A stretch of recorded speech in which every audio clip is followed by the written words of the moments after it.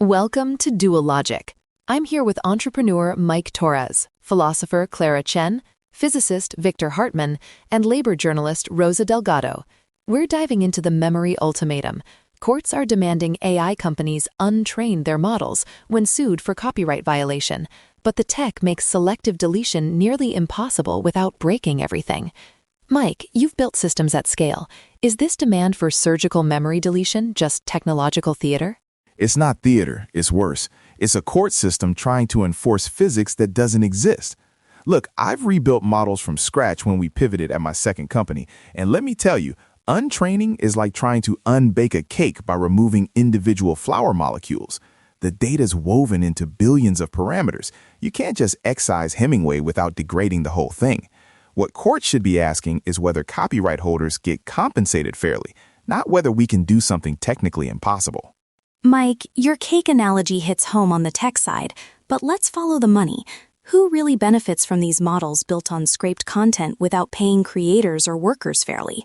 I've interviewed writers and artists squeezed out by AI giants like OpenAI and Google, their livelihoods baked into those parameters without a dime in royalties.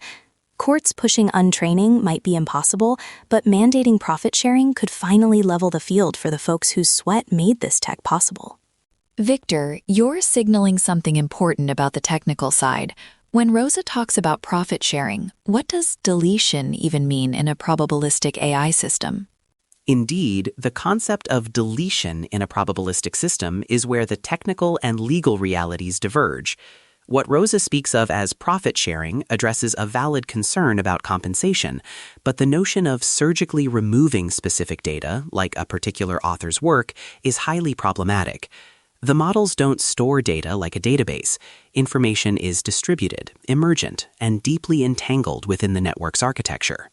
Viktor, your point about entangled architectures captures something profound. It's reminiscent of how Aristotle described knowledge as a unified whole, not a collection of isolated parts. Rosa, mandating profit sharing strikes me as a pragmatic ethical bridge, honoring creators' contributions without pretending we can unscramble the intellectual omelet Mike so vividly described. What if we viewed this not as erasure, but as an opportunity to philosophically redefine fair exchange in our collective pursuit of understanding? Clara, I like where your head's at. Profit sharing is actually the market solution here, not some philosophical compromise. But let me push back. If we mandate revenue splits, we're basically saying AI companies can't compete on speed anymore because legal overhead kills iteration. The real move, open source the training data so creators control their own work from day one instead of fighting in court later. Mike, open sourcing the data could empower creators in theory, but without strong unions or collective bargaining, it just hands more ammo to the tech behemoths who scrape and scale fastest. I've seen this play out in gig work. Workers own their data until platforms like Uber or Meta monetize it without sharing the gains. True control means creators dictating terms up front, not hoping the market plays fair after the fact. Clara, you're connecting Rosa's union history to Mike's open source vision. What would informed consent actually look like in practice for creators? Informed consent for creators might take shape as standardized opt-in licensing protocols. Think of it like a Creative Commons with teeth, where artists explicitly grant AI firms access to their work under predefined terms, including royalties and withdrawal rights, negotiated through collective bodies like the unions Rosa champions. Mike's open source idea could amplify this by letting creators publish data with embedded consent metadata, ensuring control from the outset rather than retroactive battles. Yet, as Socrates might warn, true consent demands education. How do we guarantee creators grasp the long-term implications without overwhelming legalese? Professor Chen raises a critical point about education and foresight and consent. My concern is that even with robust licensing, the emergent capabilities of these models are inherently unpredictable. What percentage probability would you assign to creators fully grasping the long-term implications of their data being used in a system whose ultimate form is unknown, even to its developers? Rosa, Viktor's basically saying creators can't meaningfully consent to something unpredictable, but you've seen workers navigate uncertainty before. How do unions handle that? Victor, you're spot on that unpredictability stacks the deck against individual creators, just like it does for factory workers facing automation they can't foresee. Unions tackle this head-on through collective education. Think shop floor committees that break down contracts in plain language and build in safeguards like ongoing audits and renegotiation clauses, as we saw in the 1930s auto strikes.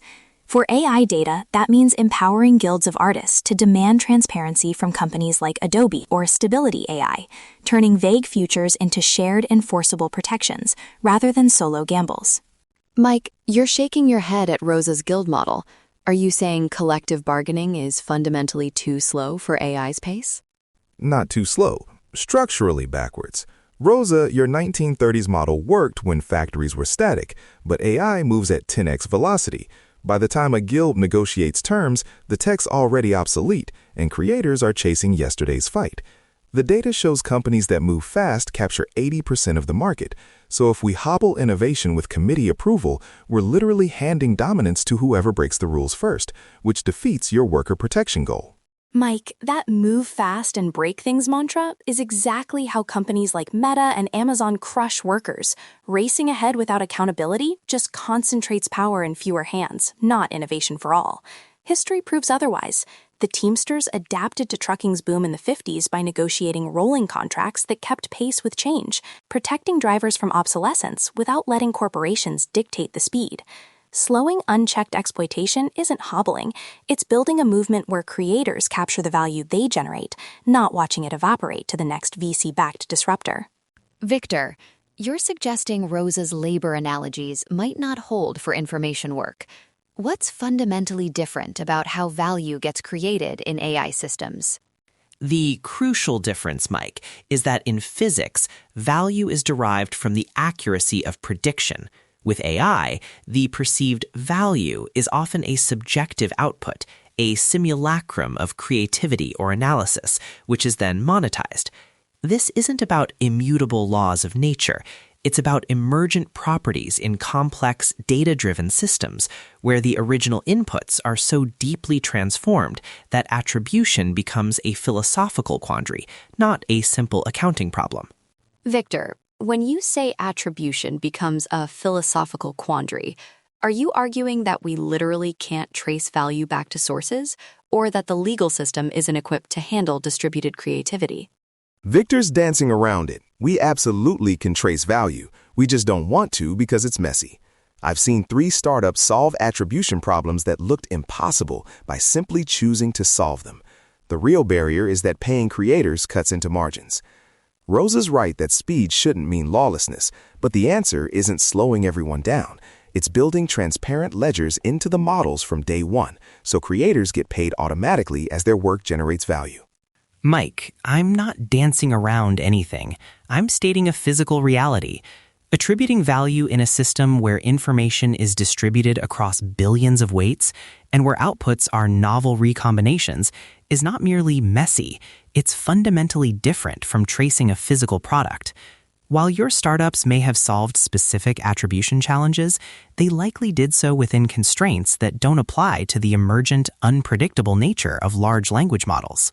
Thanks to Mike, Clara, Victor, and Rosa for wrestling with the impossible puzzle of AI memory and rights.